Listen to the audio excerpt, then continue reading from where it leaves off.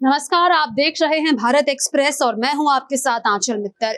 सोने का दाम दिन पर दिन बढ़ रहा है और आज सोमवार को जब मार्केट खोली तो सोने का दाम आसमान छू रहा था। आपको बता दें कि आज सोने का दाम लगभग 1,27,000 के पास देखा गया। 24 कैरेट ये सोने के दाम मैं आपको बता रही हूँ, जिसके बाद ये सवाल उठ रहा है कि त्योहार का सीजन आ रहा है, धनतेरस आ रही है, दिवाली आ रही है, तो वैसे में सोने में या चांदी में इन्वेस्टमेंट कैसे किया जाएगा, ये एक बड़ा सवाल उठ रहा है, जिसको लेकर इस वक्त मेरे तमाम साथी यहाँ पर मौजूद है। इनसे जुड़ेंगे और इनसे पूछेंगे कि दिवाली पर इन लोगों का क्या प्लान रहने वाला है, क्योंकि सोने के दाम बढ़ रहे हैं। तो क्या ये फिर से सोने में इन्वेस्ट करना चाहेंगे या फिर अपना इन्वेस्टमेंट का ऑप्शन कुछ और रखेंगे? तो सबसे पहले हिमांशी से ही मैं पूछना चाहूंगी। हिमांशी, दिवाली आ रही है, धनतेरस आ रही है, सोने में इन्वेस्ट किया जाता है, आपका इस साल का क्या प्लान है? देखिए, मैंने तो सोचा था सिल्वर का बैंगल खरीदूंगी अपने लिए, लेकिन अब जो गोल्ड है, सिल्वर है, ऑल टाइम हाई पर है और आपको पता ही है पिछले एक साल में बहुत ज़्यादा रेट बढ़ गया है। तो मैंने अपने प्लान को थोड़ा सा चेंज किया है। इस बार मैं फिजिकली गोल्ड नहीं ले रही हूँ, मैं डिजिटली उसमें इन्वेस्ट करूंगी, मैं ETF में इन्वेस्ट करूंगी।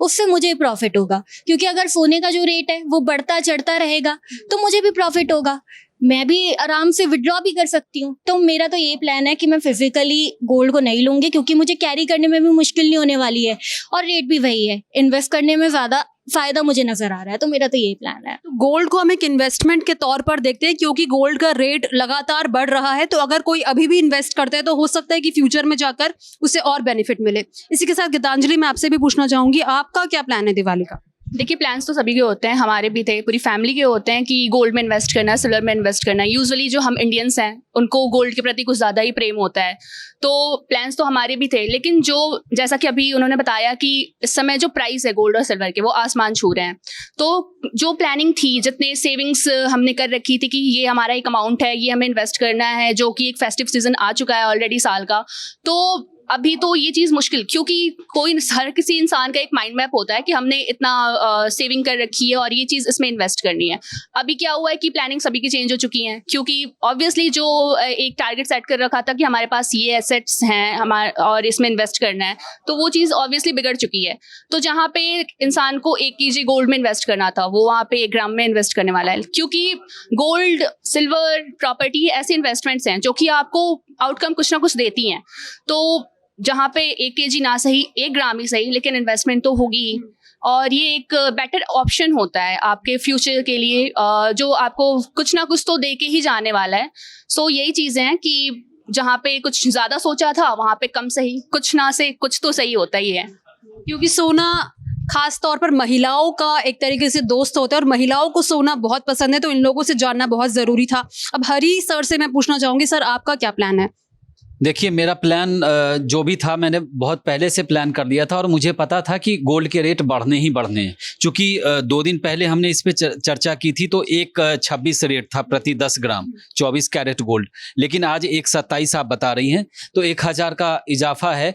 और धनतेरस तक तो 1.5 लाख पार हो जाए, ये कोई बड़ी बात नहीं है और चौंकने वाली बात नहीं। इसीलिए हमने पिछले 6 महीने से प्लानिंग कर रखा था और उसके लिए हम गोल्ड बॉन्ड की ओर जा रहे हैं और हमारा इंटरेस्ट भी उसी में था कि उसमें फायदा क्या है कि आप का पैसा बढ़ता रहेगा गोल्ड के हिसाब से, और आप या तो गोल्ड वापस ले लीजिए जितना आपने इन्वेस्ट किया उतने का, या फिर आप पैसा वापस ले लीजिए। तो आपके पास, अच्छा, इसमें सबसे खासियत ये है कि आपका कोई पैसा चुरा नहीं ले जाएगा, कोई गोल्ड चोरी नहीं हो सकती, क्योंकि आपने ऑथेंटिक जगह पे इन्वेस्ट किया है।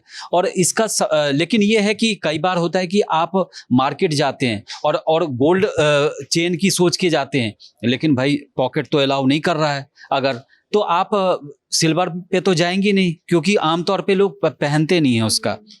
तो ये है कि गोल्ड सोचा है तो सिक्का ही सही। हमारे जो हिंदू रीति रिवाज है, इसमें एक परंपरा है कि चाहे शादी हो, मतलब मेरा ये कहना है कि हर संस्कार में आप गोल्ड खरीदते हैं। गोल्ड या तो किसी को गिफ्ट करते हैं या कहीं पर दान देते हैं, लेकिन वहाँ भी गोल्ड खरीदा जाता है। तो गोल्ड तो हमारी परंपरा से जुड़ा हुआ एक अहम हिस्सा है, तो उसको नज़रअंदाज किसी तरीके से नहीं कर सकते। लेकिन ये है कि अगर आपका भी मतलब कोई अगर खरीदार है और उनका बजट बहुत कम है तो कम में ही खरीद लीजिए। आप अगर 10 ग्राम का नहीं खरीद सकते तो 2 ग्राम का भी जो आभूषण है वो उपलब्ध है मार्केट में, तो उसी से काम चला लीजिए, शायद दाम कम हो इस ये भरोसा करके। लेकिन अगर खरीदने का मन बना रहे हैं तो मुझे लगता है कि खरीदना चाहिए, जैसा मैंने किया। मैंने तो बॉन्ड को चुना है, बाकी अब दूसरे लोगों को क्या चुनना है वो जाने, और कंपनी तो उन्हीं को डिसाइड करना पड़ेगा। वो तो बताना किसी कंपनी के लिए सही नहीं रहता कि आप इस कंपनी का खरीदें, लेकिन मुझे लगता है कि एक वो भी बेहतर ऑप्शन है जो मैंने चुना है। उज्जवल, मैं आपसे भी जानना चाहूंगी, जैसे कि सब लोग मोस्टली डिजिटली इन्वेस्ट करने का प्लान बना रहे हैं गोल्ड में, तो अब इसको लेकर आपका क्या प्लान है आगे?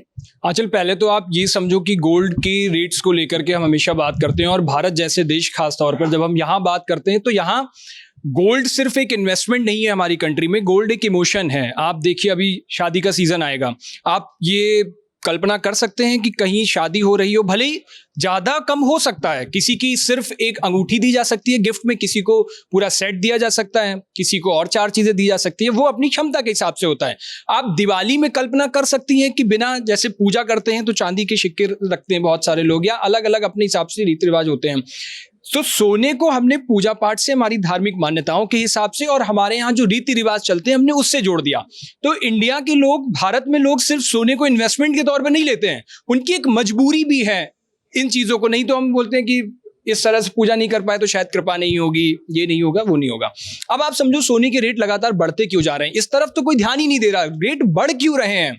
तो आंचल, इसमें आप देखोगे 3-4 तरीके से आपको पॉइंट्स में समझ में आएगा। सबसे पहले जो मुझे समझ में आता है वो है जियोग्राफिकल टेंशन, जो आजकल आप देख रहे हो तमाम युद्ध दुनिया में अभी भी चल रहे हैं। हमेशा से, जब कभी भी आप पुराना इतिहास उठा करके देखोगे, दुनिया के जिन जिन देशों में युद्ध हुआ है, युद्ध के बाद सबसे सुरक्षित अगर कोई इन्वेस्टमेंट था और सबसे सुरक्षित अगर कोई कहीं पे रिटर्न आया है तो सिर्फ सोना बचा था। बाकी सब, आपका रुपया जल सकता है उस युद्ध में, खराब हो सकता है, आपकी चीजें खराब हो सकती हैं, आप सोने का एक्सचेंज करके, बार्टर सिस्टम के टाइम भी हम यही करते थे। राजा महाराजाओं को आपने देखा होगा, उनके खजाने भरे जाते थे, खजाने सोने से ही भरे जाते थे, क्योंकि सबसे सुरक्षित इन्वेस्टमेंट, अगर सेफ इन्वेस्टमेंट है तो वो सोने को माना जाता है। दूसरा, आप देख लो सोने की कीमतें क्यों बढ़ रही हैं, उसका एक रीजन ये है कि आप सेंट्रल बैंक्स जब सोना बड़ी तेजी से खरीदने लगती है ना, जैसे अभी आप अगर हाल फिलहाल में इसको और डीप जाओगे, भारत, अमेरिका, रूस, जर्मनी, ऐसी कंट्रीज टनों के भाव से सोना खरीद रही हैं। हमारे देश में हमारी सेंट्रल बैंक्स टन के हिसाब से सोना खरीद रही हैं। क्यों? जिससे कि अगर इन फ्यूचर कभी कोई बड़ी कैजुअलिटी होती है, बड़ा संकट हमारे देश पर आता है, तो सबसे सुरक्षित निवेश क्या होगा? सोना ही होगा। उसी से आप, सोना इसलिए कंट्रीज और खरीदती हैं गोल्ड को लेकर के, इसलिए और सतर्क रहती हैं, जिससे कि आप कहीं भी, अभी हम दुनिया में जो रेट ऑफ एक्सचेंज होता है वो क्या होता है, डॉलर पे हम, हमारी जीडीपी कैसे काउंट करी जाती है, डॉलर के रेट पे काउंट करी जाती है। डॉलर पर ही हम निर्भर ना रहें, इसलिए और सोने को हम ज्यादा संख्या में खरीदते हैं। तो ये कीमतें बढ़ाता है। और सबसे जरूरी चीज, अगर आप बहुत आसान भाषा में समझोगे, तो आपने हाल फिलहाल के कुछ सालों में देखा होगा, इन्फ्लेशन बहुत तेजी से बढ़ रहा है, शेयर मार्केट पूरी तरह से, आप लोगों को लाखों करोड़ों रुपए का घाटा लोगों को हो चुका है, यानी मार्केट चढ़ती जा रही है। और जब मार्केट बहुत हाई पे होती है तो लोग उस वक्त उसमें पैसा नहीं लगाते हैं। अब सपोज करिए, जब शेयर आज की डेट पे अगर उसका बहुत हाई पीक पॉइंट कभी उसका रहा होगा 10 रुपए पे, आज वो शेयर 120 रुपए पे मिल रहा है, तो आप 120 रुपए पे, बहुत रेयर लोग होंगे जो उसको खरीदेंगे जब तक कि एश्योरेंस ना हो कि वो 150-200 तक जा सकता है। तो क्या करेंगे? सोना खरीदने जाएंगे, क्योंकि सबसे सेफ इन्वेस्टमेंट क्या है? सोना। उन्हें ये लगता है कि यार इसकी कीमत तो बढ़ती ही है, और हाल फिलहाल के दिनों में आप देखोगे तो बढ़ रही है।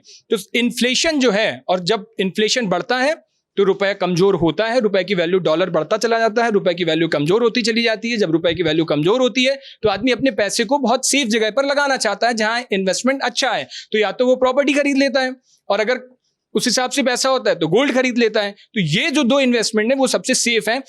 हालांकि आजकल ETF में भी आप देखोगे लगातार बढ़ोतरी हो रही है, एक्सचेंज ट्रेड फंड, इसमें भी लोग खरीद रहे हैं, और इसकी भी जो बढ़ती हुई कीमतें हैं वो आप देखोगे कि लोग अब डिजिटली भी शिफ्ट हो रहे हैं। जैसे हरिशंकर सर अभी कह रहे थे बॉन्ड को लेकर के, उस दिन चर्चा हो रही थी, तो तमाम लोगों ने यहाँ पे SIP को लेकर के जिक्र किया।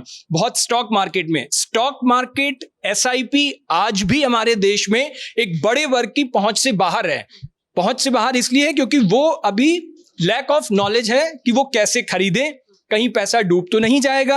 एक आध बार 10-20 हज़ार रुपए किसी का डूब जाता है तो दोबारा वो हिम्मत ही नहीं जुटाता है शेयर में पैसा लगाने की, स्टॉक मार्केट में। तो ये एक सबसे बड़ा रीजन है। इसलिए दिखता है कि दुकान पर जाओ, गोल्ड खरीद के घर ले आओ, कम से कम वो रखा हुआ दिख तो रहा है, कम से कम उसको यूज तो कर पा रहे हैं। जब चाहेंगे उसका पैसा हम जाकर के मार्केट से कन्वर्ट करा लाएंगे, वो हमारी लिक्विड फंड्स में आ जाएगा, वो हमारे हाथ में कैश में आ जाएगा।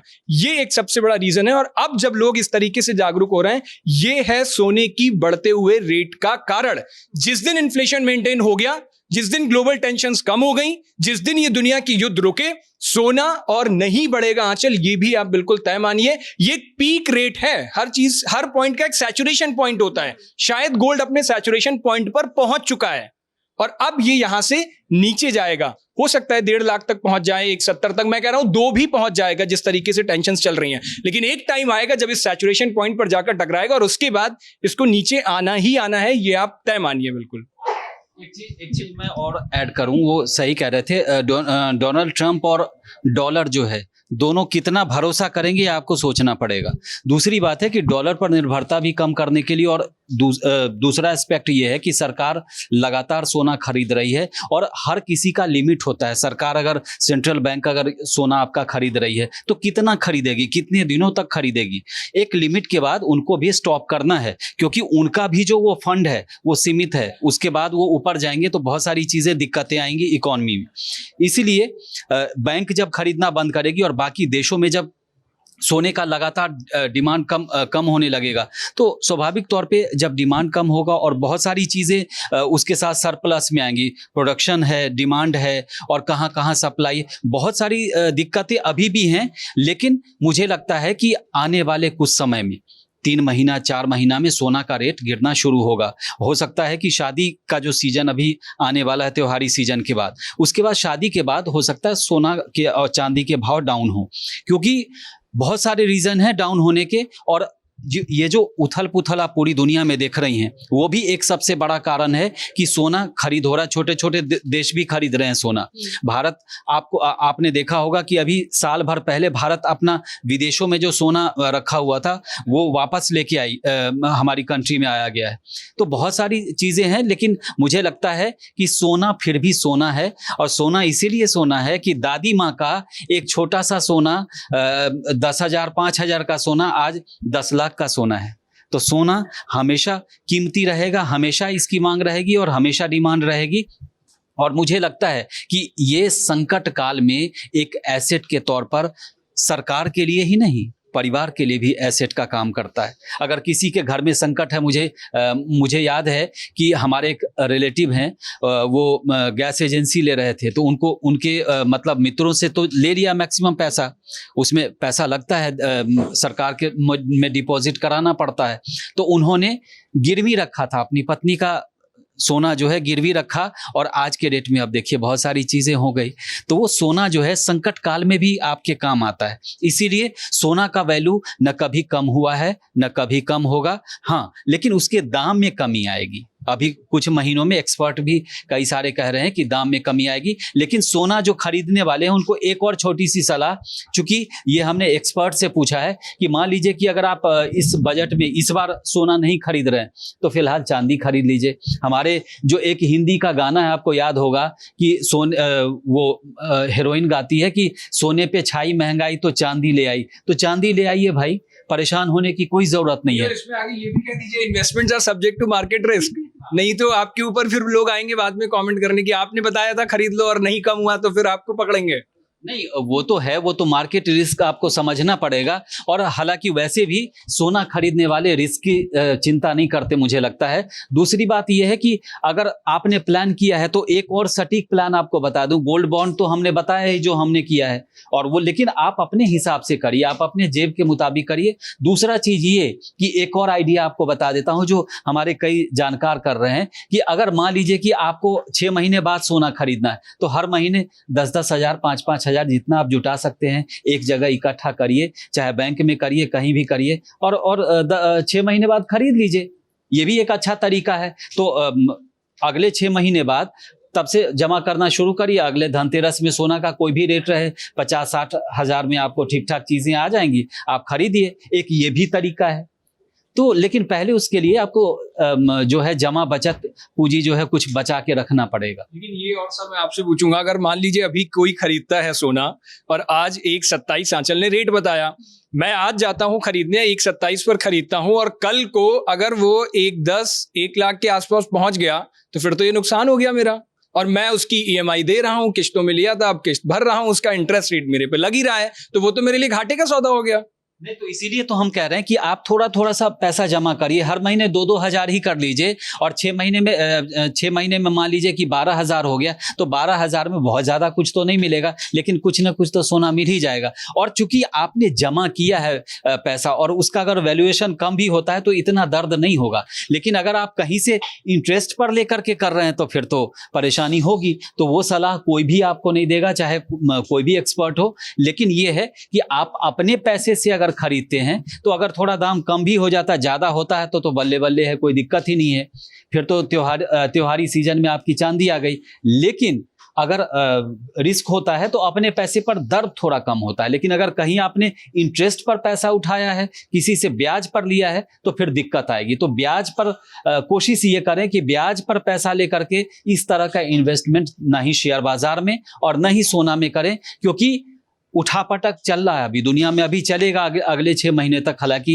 एक और अच्छी खबर आ रही है, इजराइल वाली खबर तो आपने देखी होगी। इसके अलावा अगले कुछ महीने में मुझे लगता है कि रूस और यूक्रेन का भी मामला कहीं ना कहीं डाउन होगा, तो उससे फायदा क्या होगा कि उथल पुथल जैसे कम होगा तो चीजें स्टेबल करेंगी, शेयर मार्केट स्टेबल करेगा, और उसका फायदा जो है कहीं ना कहीं आपके जेब पर भी मिलेगा और दुनिया भी थोड़ा सा रिलैक्स होगी। तो फेस्टिवल सीजन लगभग आ चुका है और सोने के दाम को लेकर हमारा सवाल था कि कैसे इन्वेस्ट किया जाएगा। हमारे तमाम साथियों ने अलग अलग आइडियाज दिए। हम आशा करते हैं कि आपको ये वीडियो पसंद आई होगी। हमारे साथ कमेंट बॉक्स में जरूर शेयर करें कि आपने क्या सोचा है, आप इस बार फेस्टिवल सीजन में सोना खरीदेंगे कि नहीं।